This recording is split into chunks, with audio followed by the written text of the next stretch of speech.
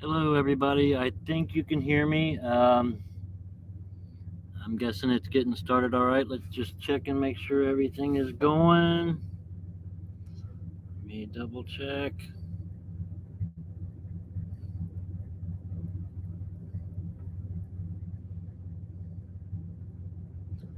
All right, I'm having some technical difficulties this morning, um, but I think we're up and running.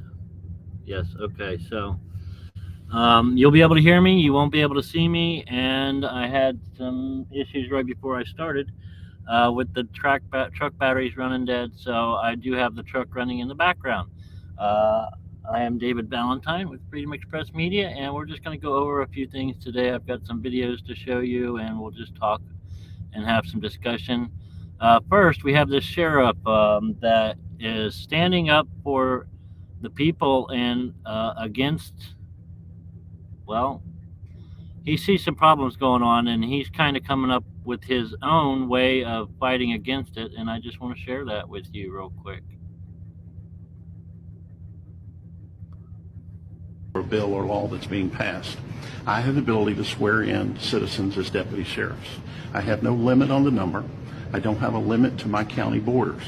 And as I told them in Richmond, and I mean it today, just as well if Congress chooses to go down that road, I will swear in tens of thousands of citizens as deputy sheriffs, provided they have their own weapons and be on call and available to me for service.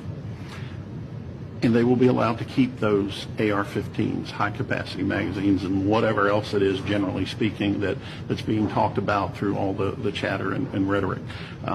These people are not going to suddenly, because they're sworn in as my deputy sheriff, start to run out and commit crimes and do bad things with the guns they've owned for decades. They're citizens that elected me into office to protect them and protect their rights. And that's one way I can use the power of my office. I'm going to use the office. So there you go. The sheriff is not having it. He is ready to deputize tens of thousands of citizens so they can be able to keep their guns. And, as long as they're doing things right and not breaking the law, they'll be able to hold on to their guns and do what needs to be done. Yeah, I would have to go back and get that video for you, but I don't think he's very far from Richmond or DC area. So now this next video I have for you, I put up the picture of this lady. She's standing in the windowsill by the West Terrace of the Capitol on January 6th, inviting. She didn't go inside from what I've seen, but she's standing there while the window gets broke. And she stands there for well over an hour, guys. And I think we need to identify this lady, find out who she is, and find out why she was there, trying to encourage people to go into the Capitol on January 6th. So I will go ahead and play this for you, and it starts.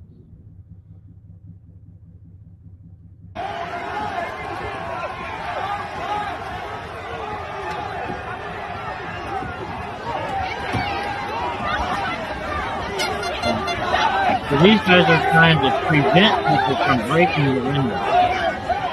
Trump supporters stopping people from breaking the window. But if you look right, you can get it stopped at the right top. Right here, this lady. Let me see if I can find it. I want to get a good picture of her for you guys to be able to see what I'm talking about. I don't know if I can find it here. This lady right here. She stood there at that window for well over an hour, 2 hours, before the window was broke, while the window was broke, and she was encouraging people to come in, saying that we need strong men to come in here. They're already, don't be afraid. We need people that are willing to fight and blah, blah, blah. So this lady right here, she needs to be brought to light. She was there encouraging people to go in and be violent and do things that they shouldn't be doing. And I don't know who she is, but I witnessed this myself. and she needs to be brought to justice. We need to know who she is, where she came from, why she was there doing what she was doing. I just wanted to bring that to you. So next we're going to move into some of the Palestinian, the Hamas, the Israel stuff that's going on. This is in Washington, D.C. You're supporting genocide! Biden, you can't hide! You're supporting genocide! No peace!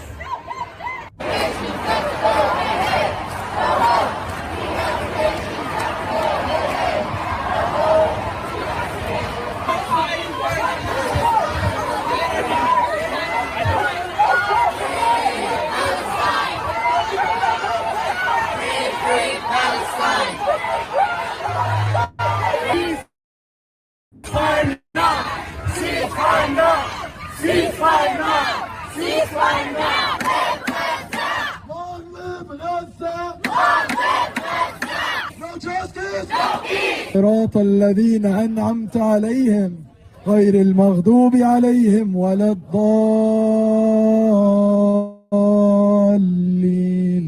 آمين. تكبير! تكبير! تكبير! تكبير! الله أكبر! الله أكبر! Ceasefire now! Ceasefire now! Ceasefire now! Ceasefire now! We are Palestine! So the point that I want to make about this video, this is in D.C. They supposedly had to whisk President Biden away because people were ascending upon the White House. What we need to understand is a lot of these same people are the same people that supported Biden in getting him put in. The BLM activists, Antifa, they're all supporting the Hamas. They're supporting the Hamas terrorist attack that basically took place, and they're saying, that they support what happened in Israel from Hamas, and that we cannot be supportive of in any way. Here's another one that just goes to show that they are here, guys. This is what the savage looks like when you expose him in front of a bunch of people who cannot condemn the savage are savages themselves. Take a look. I'm a Jew. The head of Hezbollah has said that he hopes that we will gather in Israel so he doesn't have to hunt us down globally. For it or against it? For it. Thank you. Thank you for coming and showing everybody what's here. And you're wearing a terrorist neckerchief. So there you have it. They are here, guys. They are here. They support the terrorist activities that took place from Hamas. They're not afraid to say it. They are here, and they're here for a reason. And we cannot allow what is taking place to be, I don't even think they understand what they're saying when they say that, but they do support all the nonsense that's taken place, the terrorists, the beheading of children, all that stuff. And I mentioned last night, while on the drive home, if you guys haven't checked that out, you should follow in on the drive home after the J6 vigils. I've been doing some little bit of ranting on the way home, basically saying, that a lot of the people connected with Hamas are connected with also, and I will have to get the receipts for this, from my understanding, don't take my word for it, but a lot of the people that are connected with Hamas are also connected with Planned Parenthood, and they've been killing our children and our babies for a very long time here in America. So next we have, one second. I was talking about Lindsey Graham last night on the ride home. Here's something that I came across about Lindsey Graham. Republicans Lindsey Graham, John Thune, Katie Britt, Susan Collins, and Dan Sullivan. On the Democrat side, it was Ben Cardin, Jack Reed, Chris Coons, Richard Blumenthal, and Cory Booker. Senator Graham, Newsmax carried this live. Senator Graham was the one spearheading this group, and he said right off the bat, 10% of the entire Senate is in Israel, in Tel Aviv, at the hotel that I'm just standing in front of right now. And when you add the 5 senators that were here a few weeks ago, Chuck Schumer, Mitt Romney, 15% plus President Biden have been in Israel, in Tel Aviv in the last week. Senator Graham said that he does not hate Palestinians, that he hates Hamas. The group was at the Kiryat just a little while ago. That's Military Central Command, where they were shown pictures by the War Cabinet of the atrocities committed by Hamas, the barbarism, the babies whose heads were decapitated, bodies dismembered, set on fire, Holocaust survivors who were tied up, bound, and killed. Senator Graham said, so how does this end? He said, Israel thrives, it survives. He said that they're here to destroy modern-day Nazis. All 10 senators took a turn at the microphone. They spoke. They all stood very strongly in the corner of Israel, even called out Iran. Senator Graham said that the idea that Iran had nothing to do with this attack from Hamas, Senator Graham's word was laughable. They opened it up for questions, and there were questions about the hostages and what will happen. And they didn't talk specific strategy about what happens when Israel invades Gaza to try to strike at the root of Hamas leadership. But they did say that the United States is working behind the scenes. We've had 2 Americans, a mother and daughter, were freed, and they want more freed. I took a moment and asked all the senators and anybody on stage about why there hasn't been a stronger condemnation, especially from some on the left, Rashida Tlaib, Ilhan Omar. Rashida Tlaib's tweet is still up condemning Israel for a hospital attack that we know is a lie.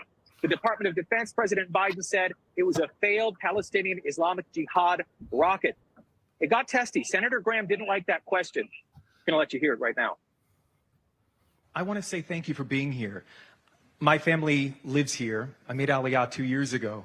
So this is personal. I know many people were sent from the United States, and there's international press from around the world. And I heard every single one of you voicing your support for Israel fervently, stridently. And I heard that, and I received that into my heart. And so on behalf of my family and people, I'm an American and an Israeli citizen, I say thank you. But it starts at home. And I'd like to ask any Democrat senator here that would like to speak to Rashida Tlaib. She still has a tweet up condemning Israel for a hospital attack. We are here together, not to talk about the problems at home, which are many. It's a fair question, I've got my Senator. own view of what to say. You're not going to screw this up. I'm not trying to screw it up. Get this guy out of here. Now, let me tell you. I'm an Israeli. I want an answer to the question, please. I'm an American. And I am too. And I believe in free speech. I don't believe what the squad has to say at all. But I came here with Democrats and Republicans to let everybody in the world know, don't judge every Democrat by the squad, and don't judge every Republican by some of the things you hear. Where the House... Yeah, where the House, they'll get their act together, but we need to do our job. We need to do our job in the Senate. We need to pass a bill that will help Israel, help Ukraine. That's at least what I think. I think the House will show up. And I'm sorry, my friend, I probably shouldn't have said it, but my nerves are raw right now. Nerves are raw right now. I'm a father, I'm a husband, I'm Israeli, and them showing up. A lot of people that I speak to say, what are these senators doing here? Is this a photo op? I don't believe it's a photo op. I believe that they legitimately and genuinely want to help, right? And they all called out Iran one by one. Senator Graham, you heard him, he tacitly condemned Rashida Tlaib. Nobody else? Well, I guess they did. That's the first time I'm hearing that soundbite. But I have to tell you, after that back and forth that you just saw that was real and raw and emotional, you heard it and saw it on both sides, Senator Susan Collins from Maine came up to me. She apologized. She said, I'm sorry for what Senator Graham said. And she said, anybody who can't condemn babies being decapitated, shot in the head, Holocaust survivors murdered, tortured, burned alive, this is not a hard thing. Here's what she said. It's very hard for me to understand why a member of Congress or anyone would not condemn what Hamas has done. Whether it's kidnapping little children, or grandmothers, or shooting down students who are engaged in a dance rally, or going door to door and randomly killing people. Those should not be hard acts to condemn. Those are inhumane. Not a hard act to condemn at all. I wasn't trying to throw a grenade on the news conference. I wasn't trying to make it about me. I was asking what every Israeli wants to know. Everybody here is watching and listening to what people, especially leadership in the United States and from the halls of Congress, are saying about Israel. President Biden has not yet condemned Rashida Tlaib, Ilhan Omar, who have been given opportunities, reporter walking right next to them. I bet you've seen the video. What do you have to say about children being beheaded, babies being shot, babies being dismembered? They said nothing. They sat in silence. Ilhan Omar called out the reporter and called her crazy. So, Lydia, a real moment amidst the reporting. There's a hostage situation. Obviously, we found out today the IDF says there are 212 hostages. We're happy that two have been freed, the American mother and her daughter. But there's still a lot of work to do. And I hope Lindsey Graham, Senator Collins, I hope all of that bipartisan group of senators, I hope that they can use their political sway, muscle, that it curries some favor, and that it helps in a positive way. I'm going to leave it at that. Lydia, back to you. Daniel, you know you did a good job when they tried to kick you out of the news conference. I've never been yelled at by a U.S. senator before, and he did. He actually said, "Get this guy out of here." I know. And I just said, "Why? I'm an Israeli, and this is my home. Why would I get out?"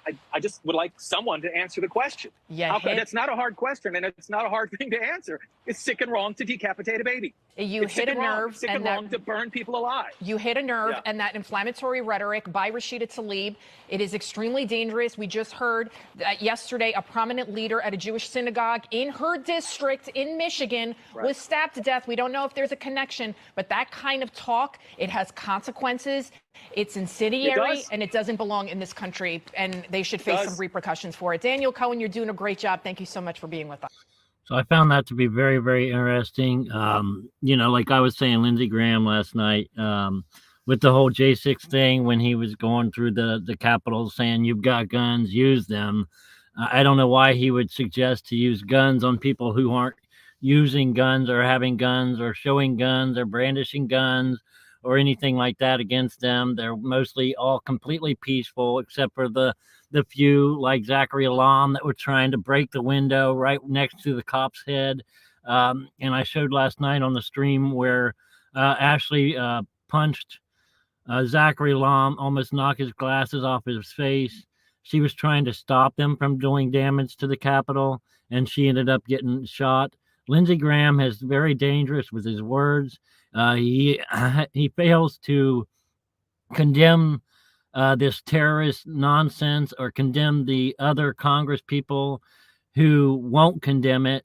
And to me, that speaks volumes in part. And I think that during that press conference right there in Israel, he was almost afraid that maybe the truth about what's really going on with our government and our politicians might be revealed, and was afraid that maybe that might damage the relationship that we have between Israel and the U.S. But as you can see, Lindsey is not becoming any smarter. He's still just as he needs to be gone, right along with Tlaib and the rest of the ones who won't condemn the Hamas terrorists and what they've done to the Israeli people and the U.S. people.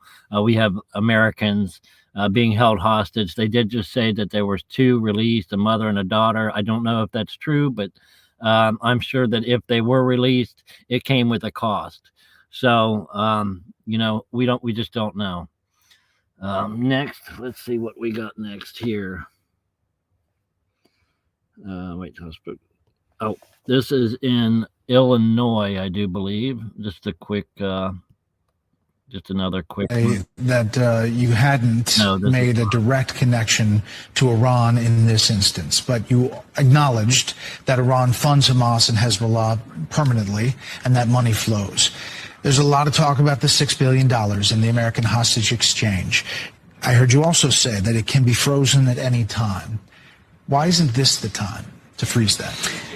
I don't have any policy decisions with respect to that to speak to today, Brett. I think it's important for people to remember that not a single dinar of that of those funds has gone into Iran. Not one, not any. Nothing's been allocated out of that fund. Yeah, John, and we're going to watch this. Block money's fungible. You get $6 billion over here for humanitarian and food, so then you can move money someplace else. And then you have the not enforcing sanctions that allows Iran to cash in on its oil around the world. Brett, with all due respect, I just got to push back on you there. It's not that we're not enforcing sanctions. We have been enforcing them. As a matter of fact, we've added sanctions. We've sanctioned 400 entities in Iran just in the beginning of this administration, let alone the sanctions that came before us. And as for the fungibility, again, that money was never going to be tapped by the Iranian regime. They were never going to see it themselves. It was always going to go to vendors that we approved to go to buy humanitarian assistance and medical and food to get directly to the Iranian people. The regime was never going to.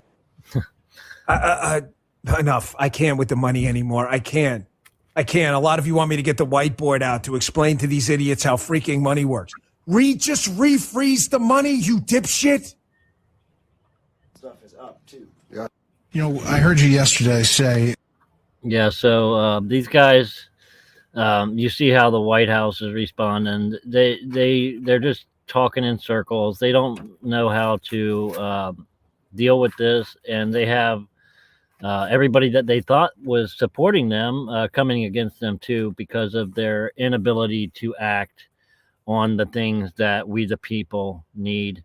And so this next one is just another little clip in Illinois.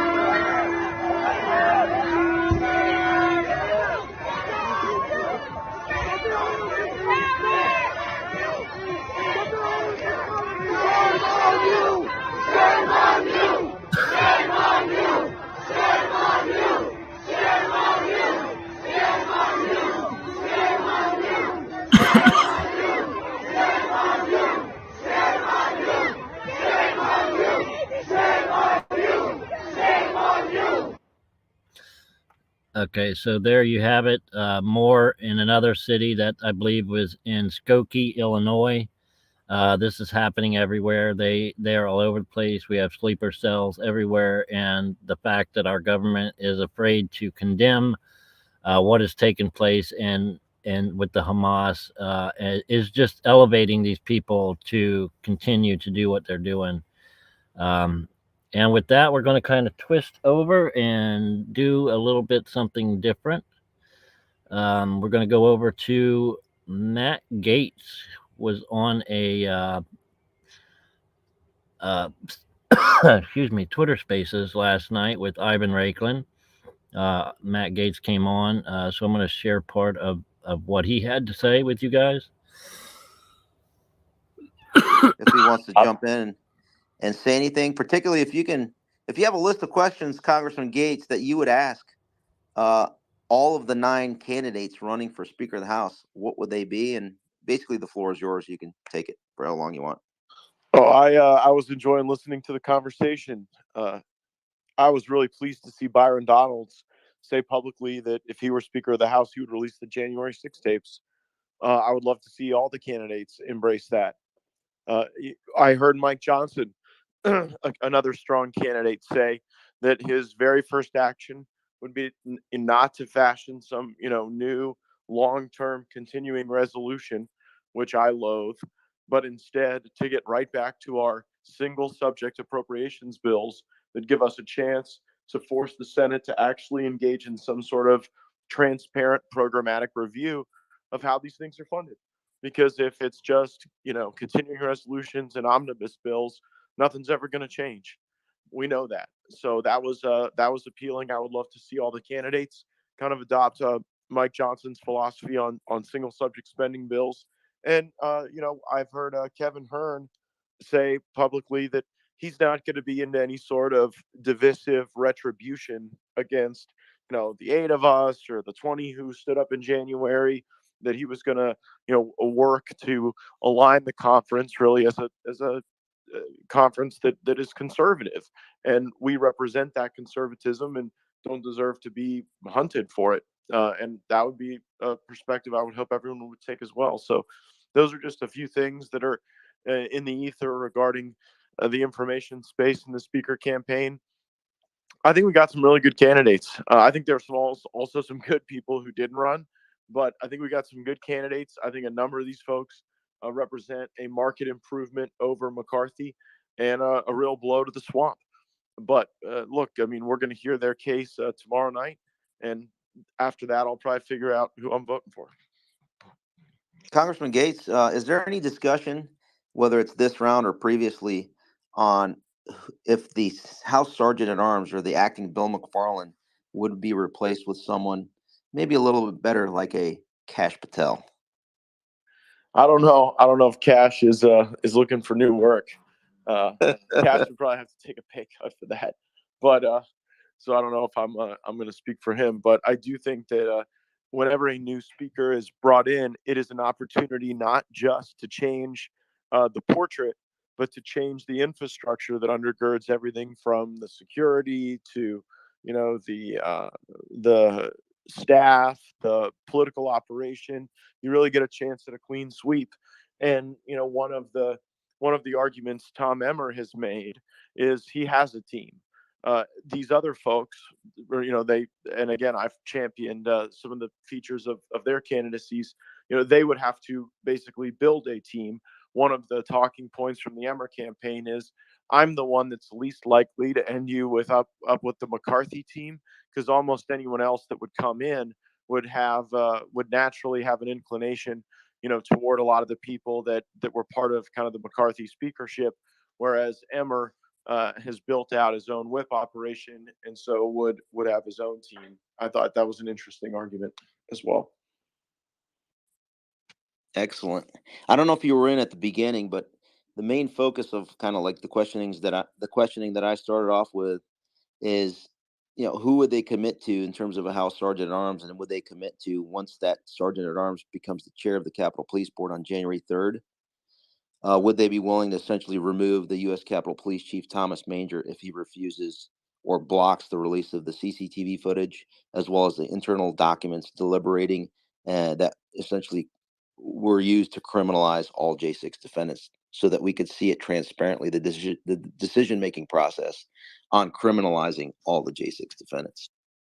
Yeah, you have to look at how much that moves the Overton window. I mean, with the last guy, we weren't even releasing our own stuff that we had control over. So first, I want to get a commitment on that from as many people as are willing to make it.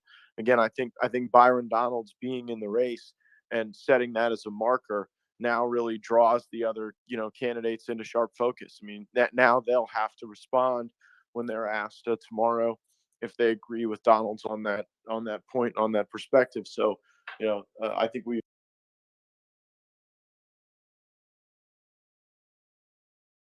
Honestly, that should be happening today sometime, and I would love to hear what the responses are to that, because I think that's going to let the people know exactly where these politicians stand as far as trying to get truth and justice for the American people.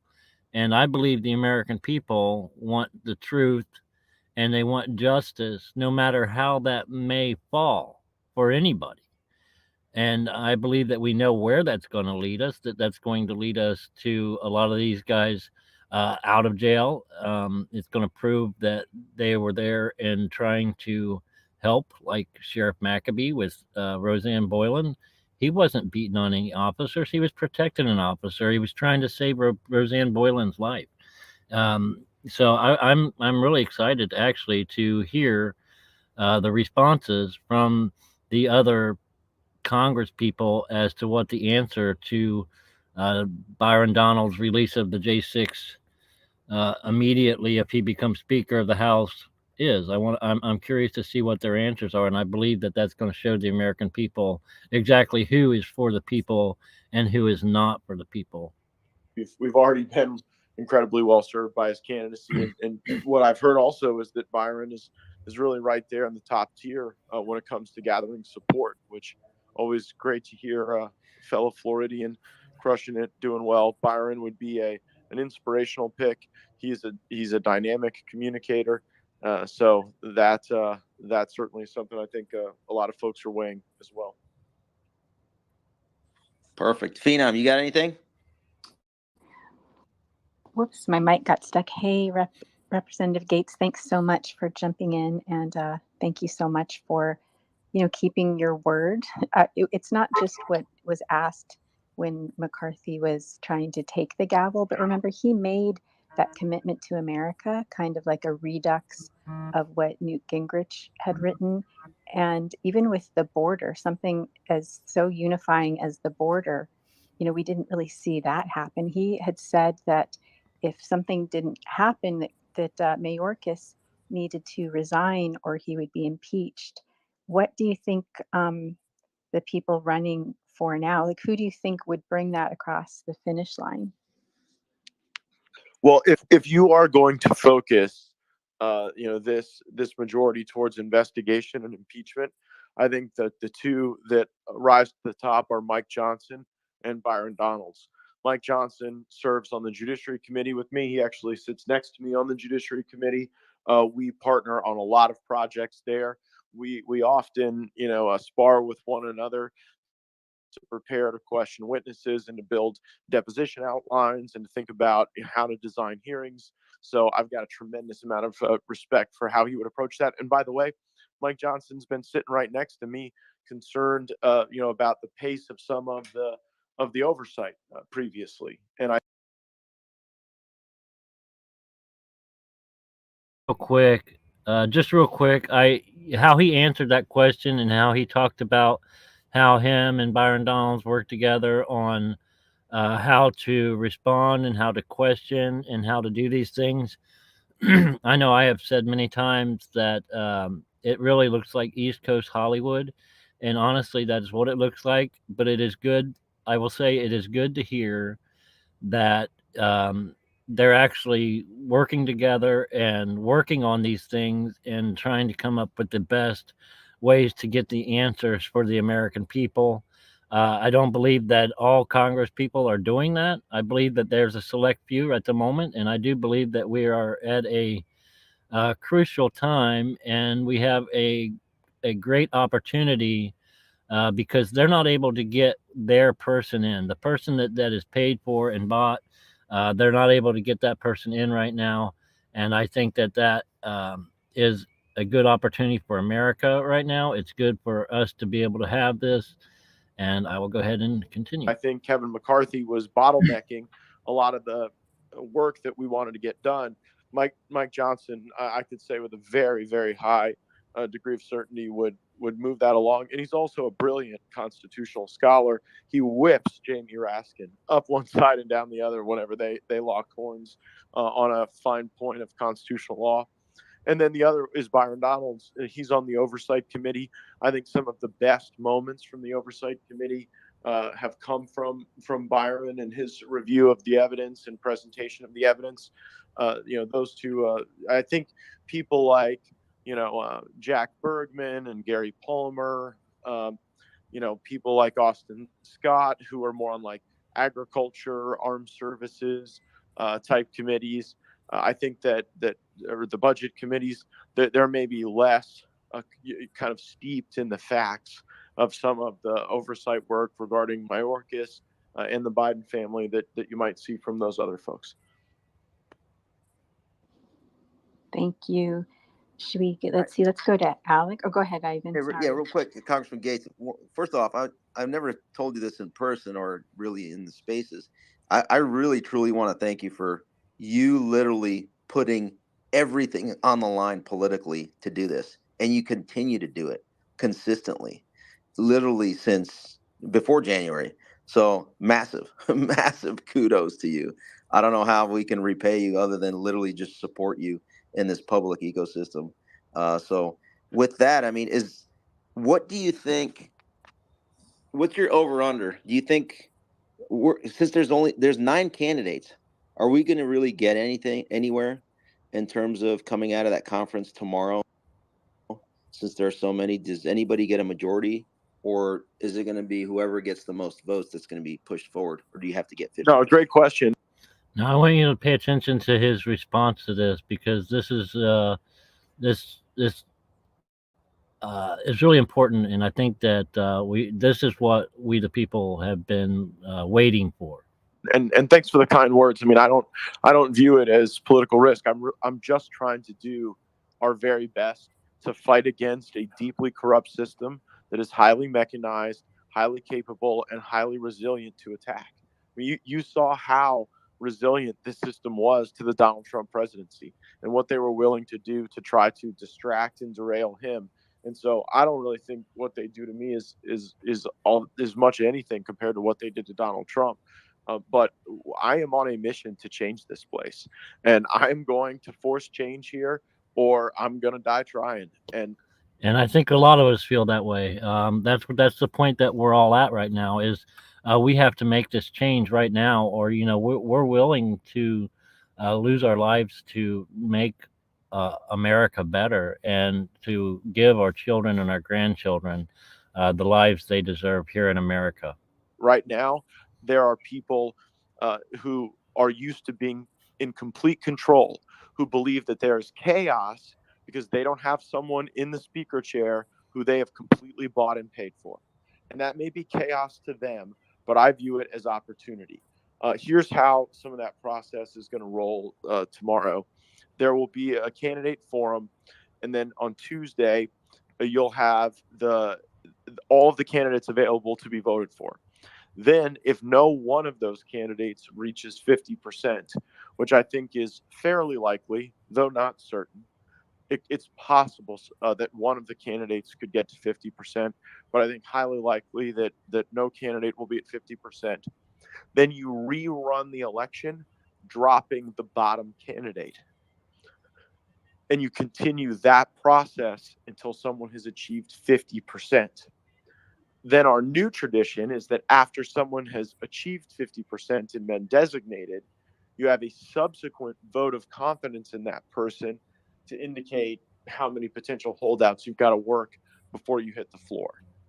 And Jordan, that number started at 55, dwindled down to around 20, through his work. But that shows you kind of where that step is in the process. So, my suspicion, but that kind of a process is weird because there's an odd incentive to perhaps vote tactically, right? If there's someone that you want to make sure gets to the next round, right? And even if they're not your favorite candidate, would you vote for them so that they're not dropped off, so that they can continue to have the opportunity to make their case and build support? If there's someone you maybe like the best, but they're going to make it to round two, then do you? But then people want to post the biggest number possible because the folks who voted for the individual who comes in last, well, they're most likely to join with who's in the lead, right? That's a natural inclination of politics, to be with the winner. So those are some of the features of how that will play out. Now, who is behind keeping it secret? Is that internal rules, or are there certain individuals that want to keep it from the public scrutiny? Why not do this on C-SPAN, uncensored by the FBI, so that the whole country can see the deliberative process? Well, I think people would call it akin to selecting the team captain, right? When the Florida State Seminoles select their team captain, they don't conduct the vote on a live Facebook, broadcast or Twitter space. They do it as an internal team deliberation and then present their captain for the coin flip. And I think that is the tradition that has been followed certainly the whole time I've been in Congress. And I don't mind that. What I minded was after Jim Jordan had been designated, the way that they knifed him was to have a secret vote of no confidence anonymously in the basement of the Capitol building, where 100 people who 10 minutes earlier just voted for him flipped to knife him and not have any personal accountability for that. That is a very different thing than at the outset people having to, build their case. Now, when I was in the state legislature, it was all in public. It was all as transparent as could be. And when you wanted to vote in the designation ceremony, you had to stand up publicly on the House floor in the State House and say the name of the person you wanted, even within the internal party deliberations. So that way people couldn't make commitments to multiple candidates and then just deceive folks in order to conceal their true intentions. Okay.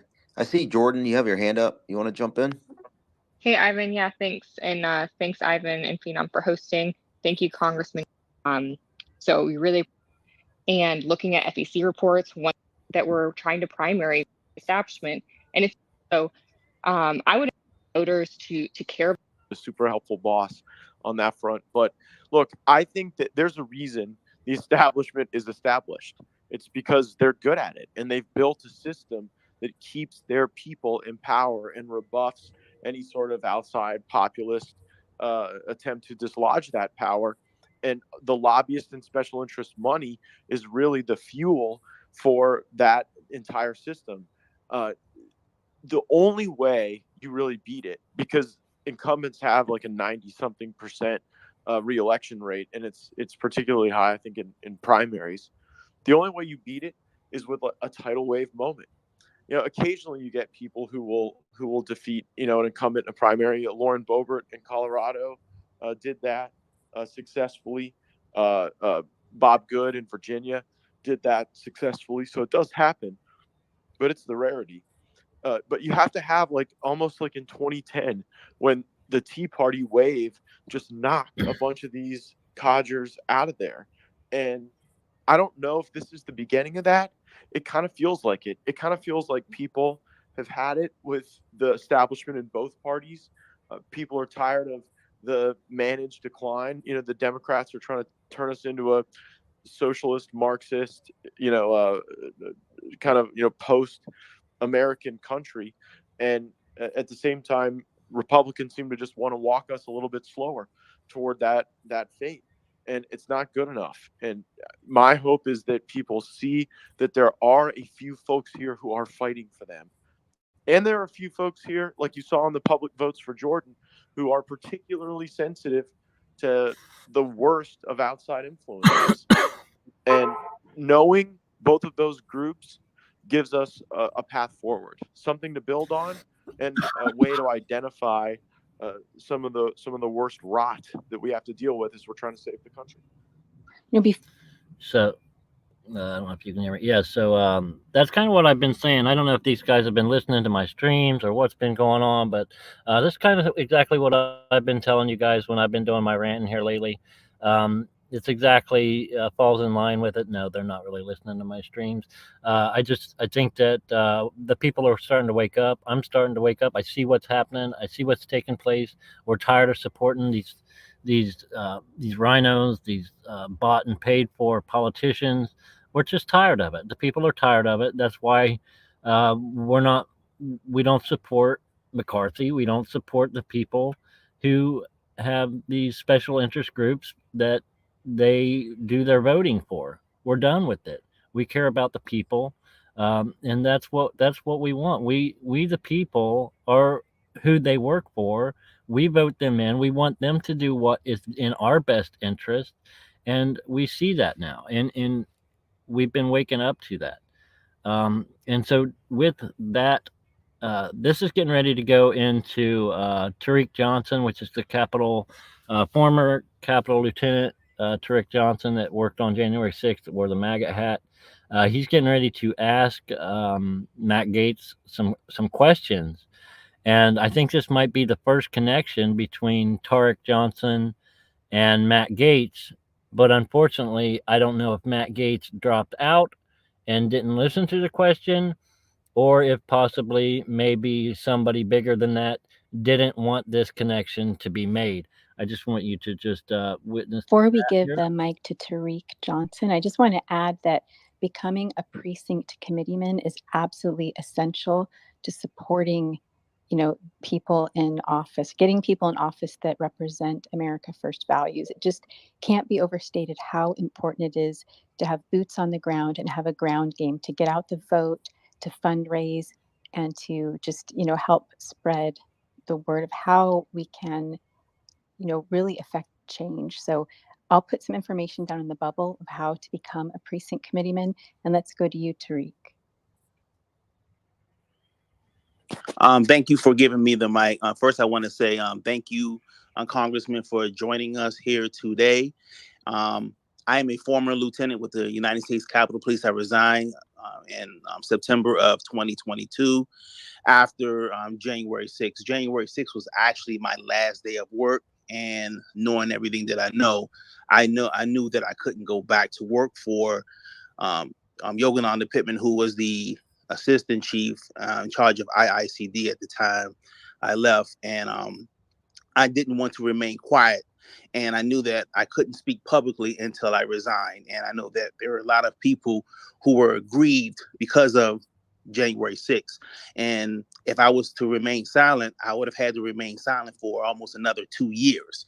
And that was just too much. But anyway, my question to you is, as it relates to the speaker, my question is, I believe every Democrat voted to have McCarthy outed as Speaker of the House. My concern is when we get another speaker, and let's say for argument's sake that a large majority of Democrats vote for that speaker, would it be, and I don't know how it works, but would a Republican member of Congress, or is this the concern that anybody may have thought of, that a Republican member of Congress could speak to some of the leaders of the House on the Democratic side and say, listen, if you give me your vote, because obviously he's going to get some Republican votes, but hey, if you give me the entire Democratic vote or a majority of the Democratic vote, you vote for me as speaker, and I won't investigate January 6th, and I won't push the needle on trying to figure out who was really at fault because of January 6th. Is that a concern that any Republican may have? All right, so you see there, at that point, Matt Gaetz is no longer a part of the Twitter space. I don't know if he dropped out. We don't know if something happened where Twitter dropped him out, or what the case is there. But there's something I do want to say about Tark Johnson. Tark Johnson is doing everything he knows to do. He was in this situation, guys. As far as being a part of the Capitol Police, he was there that day. He's seen everything that happened. His personal encounter and situation with Yogananda Pittman, he strongly believes that all of January 6th is Yogananda Pittman's fault, and that she is ultimately the one that should be held accountable for this. And that, I just want to say, what I don't think Tarek Johnson understands is that Yogananda Pittman's only powerful because she's being protected by people that are much bigger than her, that actually caused this to happen, that actually made all of this happen. She's just a tool in the toolbox for much bigger people, and that's the only reason she has any power, is because she's being protected by those people, because she was doing what they had them doing. Hi, Gina Eyelashes. I am David Valentine. I am Freedom Express Media, and we're just doing a live stream to share some information. I have one more thing to share with you guys. I have not really had a chance to watch a whole lot of it, but here's a good part of what I've seen, and I just wanted to share this with you before we go here, just for a few minutes. Moved the ball forward for conservatism just by where we are right now. Consider this. Just 3 speakers ago, Jim Jordan was called a legislative terrorist by John Boehner. And just like 3 days ago, we had Jim Jordan within 17 votes of the speakership. That shows you the direction this is moving, and the American people who are engaged in demanding more, you are the ones that are the driving force in that movement. So let's get to these them to you, not trying to persuade you one way or the other on these folks. There's just things I think you need to know. So alphabetical order, let's start with Jack Bergman. Jack Bergman is the highest ranking member of the military to have ever served in Congress in America's history. General Bergman served in the United States Marine Corps. Now, he's a more moderate member of Congress. He's from the state of Michigan, represents the Upper Peninsula there. He was actually elected class president when I entered Congress. So several of the people that you're going to hear about or certainly Mike Johnson, I guess, in addition to Bergman, from the same class that was elected with me in 2016. Jack Bergman was elected our class president, always viewed well among the members of our class. Member of the Armed Services Committee with me, has also served as a member of the Veterans Affairs Committee. Now, one thing about Jack Bergman, he voted for the debt limit increase. That is in many ways the original sin of the McCarthy era of the speakership. Before that debt limit vote, Kevin McCarthy was actually doing a pretty good job as House Speaker, wouldn't have lost his job. But when they did the deal to underwrite an unlimited amount of Biden debt through January 1 of 2025, you created this runway for the very weaponized government that we have been fighting against. So I will certainly weigh in my decision the fact that Jack Bergman was a yes vote on that bad debt limit deal. I think that we probably would do better with someone who didn't vote for that. And that brings us to our next candidate for speaker, Byron Donalds, my fellow Florida man. So I am a little biased. Byron and I have known each other for quite some time. We've been on the campaign trail together throughout Florida politics, helping Republicans get elected. We served in the state legislature together. Byron Donalds is a respected member of the House Freedom Caucus. He is a dynamic communicator. In one area where he and I had disagreement, and it was re-noted on social media somewhat recently, Byron had supported a continuing resolution that demanded some policy changes on the border and that had ostensibly some spending cuts for 30 days. I did not support that. I think governing by continuing resolution is a bad idea. But Byron is considered probably, among the more conservative members of this field, and someone who certainly got a lot of people excited. I know, having campaigned with Byron across Florida, throughout the country, he's a very dynamic guy. And when people interact with him on the campaign trail, they seem to like him. So Byron Donalds, another candidate for House Speaker. The real question I had with Donalds, he's in his second term, I think. Second or third term. I think he's in his second term. And there are some here who believe that you've got to have extensive seniority. You've got to have been in Washington for 10, 12 years to even be considered. Frankly, all the people we've considered to date have had at least a decade of experience in Congress, and Byron has less congressional experience. But I would remind people that he's got experience in the state legislature. And one of the features of his candidacy that I think he's been promoting is that he's not been entirely encapsulated in the Beltway view of thinking, and that as someone who's a former state lawmaker, like many members of Congress are, we might be able to reset that semblance of federalism, where the Congress doesn't have to solve every problem, where we've got states doing what's within their constitutional purview. So that is Byron Donalds. Next, alphabetically, Tom Emmer. He is the current whip of the Republican conference. And in that role, he is very well thought of, from our more moderate members to our more conservative members, as a truth teller. Tom Emmer is one of the few members of leadership who doesn't lie to the membership. There is a Trump factor here. President Trump initially put out a statement that he did not support Tom Emmer. He'd apparently heard things that were concerning to him about how Tom Emmer had run the campaign arm of the Republican caucus, the NRCC. I am told that President Trump and Tom Emmer spoke over the weekend and that conversation went well. So we'll see if there are other comments from President Trump about Tom Emmer. Though Tom Emmer is the whip of the Congress, it is important to note that Emmer has only been in that position for 9 months, whereas other members of leadership at times struggled with members who said, well, you're part of the same. All right. So with that, we all know how I feel if you have listened to any of my rants over the last few days. I do believe, unless I was given some misleading information, that Tom Emmer was also a spokesperson for the Soros Foundation, and I believe that is possibly why Trump put out a statement that he does not endorse Tom Emmer for the Speaker of the House.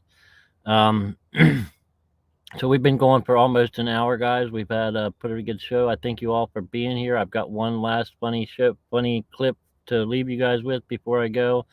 If anybody's here that's not on my regular streams, if you would like a chance to win a autographed Rudy Giuliani hat, please, one of my mods will post a link. you can get a slot a chance to win the hat for $10 a slot or 3 for $25. Just click on the link there and we'll get you on there. The drawing is going to be on November 18th after the auction at 2 o'clock. So probably about 3:30, maybe 4 o'clock. We will be doing that final drawing for that raffle. If you haven't ordered any honey from MakeHoneyGreatAgain.com, please do that. Use promo code FREEJ6ers, FREEJ6ERS. And part of the proceeds will go back to the J6 Defendants. Part of that comes back to me to be able to keep me here in DC at the J6 vigils every night and to be bringing you guys the information that I'm bringing you. And so with that, I am going to go ahead and share this last clip with you guys. I think you'll find it funny, and we will end it with that. I mean, Big Mike, your wife is a dude. January 6th, you caused a violent insurrection. Well, that's because they stole my election. I asked Melania, you can't get an erection. You want to take away our guns, but you still have protection. That rat on your head is a wig, who you fooling? You're orange like a Cheeto when you're connected to Putin. You're like Dennis Rodman, I'm more like MJ. You had the worst economy, probably in decades. Overweight, out of shape, literally dead weight. Who the hell are you talking to? I know you skipped leg day. A racist, a traitor, the KKK defend you. Well, you're not American, Obama, you're from Kenya. You left the border open, economy was broken. I bet that you were on the island, everybody knows it. Under me, there was less division and more unity. The first black president hated the black community. You working with the feds, wiretapping people's phones. We all know that you killing innocent kids with drones. That